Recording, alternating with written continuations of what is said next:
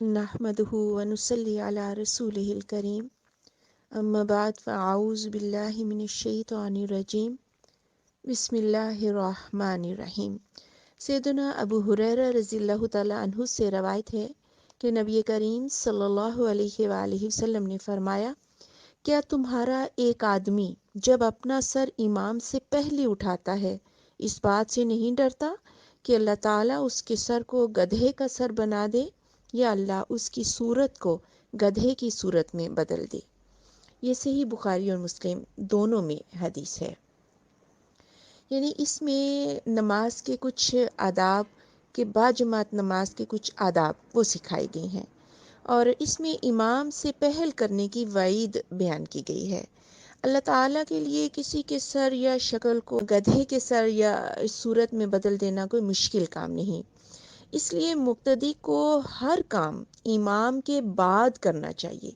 امام سے پہلے رکوع یا سجدے میں جانا، یا پہلے سر اٹھانا، یا اللہ اکبر ہوتے ہی بہت پہلے اپنے ہاتھ اٹھا لینا، اور کوئی بھی کام نماز میں جو ہے وہ امام سے پہلے کر لینا، تو اس میں سخت گناہ ہے اور نہایت خطرناک ہے۔ چونکہ پاکستان میں تو عموماً بہت سی خواتین مسجد نہیں جاتی ہیں، لیکن بیشتر خواتین جو ہیں وہ جمعہ پڑھنے جاتی ہیں، تو اس لیے انہیں ان تمام آداب کے ساتھ جو ہے وہ نماز کو ادا کرنا ہے۔ اسی طرح بہت سی خواتین جو ہیں وہ عید کی نماز بھی پڑھتی ہیں، تو امام کی جب اللہ اکبر ہو تو اس کے بعد وہ حرکت میں آئیں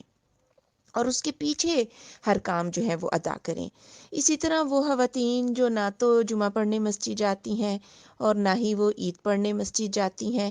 تو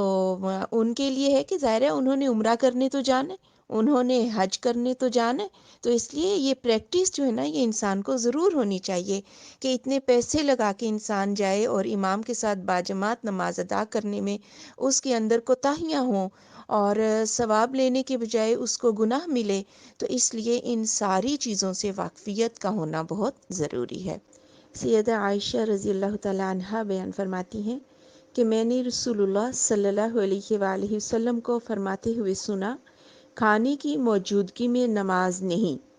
اور نہ اس وقت جب کہ پیشاب پخانے کی شدید حاجت ہو۔ یہ صحیح مسلم کتاب المساجد میں حدیث ہے۔ اور یہاں پر جو نفی ہے یہ بمانی نہیں ہے، یعنی کھانے یا پیشاب پخانے کی حاجت کے وقت کوئی شخص نماز نہ پڑھے، لیکن یہ حکم ایسے شخص کے لیے ہے جس کو شدید بھوک لگی ہو اور کھانا بھی سامنے تیار ہو، کیونکہ اس صورت میں وہ کھانے سے پہلے نماز پڑھے گا تو سکون اور خشوع و خضوع سے نماز نہیں پڑھ سکے گا۔ اسی طرح پیشاب بہانے کی ضرورت بھی شدید ہو تو پہلے قضاء حاجت کا اہتمام کرے اور پھر نماز پڑھے۔ اور یعنی یہاں پر بات یہ ہے کہ نماز کا جو اصل مقصد ہے وہ اللہ رب العزت کے سامنے خشیت کا اختیار کرنا ہے، اور جو مومن کامیاب ہوں گے ان کے لیے بھی اللہ تعالیٰ نے قرآن میں سورہ مومنون میں ایسا ہی فرمایا کہ قد افلح المؤمنون الذین هم فی صلاتہم خاشعون، کہ مومن فلاح پاگے وہ لوگ جو اپنی نمازوں میں خشیت اختیار کرتے ہیں۔ تو ظاہر ہے ان حالات میں اگر انسان نماز پڑھے یا کھانا لگ چکا ہو، بھوک اتنی شدید نہ بھی ہو، جیسا کہ سلف تو یہ کہتے ہیں کہ بھوک شدید، یعنی بھوک شدید نہ بھی ہو تو دھیان جو ہے وہ کھانے میں ہی لگا رہے گا، تو اس لیے عام حالات میں بھی انسان کو یہ چاہیے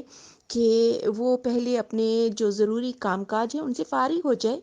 اور نماز کو ایک تو وقت پر ادا کرے، اور دوسرا خشیت جو ہے وہ نماز میں ہونی چاہیے۔ تو اس لیے انسان کو اپنی زندگی کا سیٹ اپ ہی ایسا رکھنا چاہیے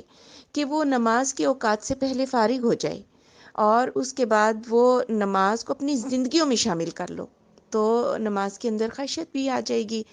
اور بات یہ ہے کہ اگر کوئی ضرورت یا حاجت نہ بھی ہو اور انسان نماز پڑھے اور اس میں عاجزی اور انکساری نہ آ سکے، تو پھر ان نمازوں کا تو اللہ ہی حافظ ہے، تو اس لیے انسان کو اپنی نماز کی خوب احتیاط کرنی چاہیے۔ سبحانک اللہم و بحمدک اشہد ان لا الہ الا انت استغفرک و اتوب الیک۔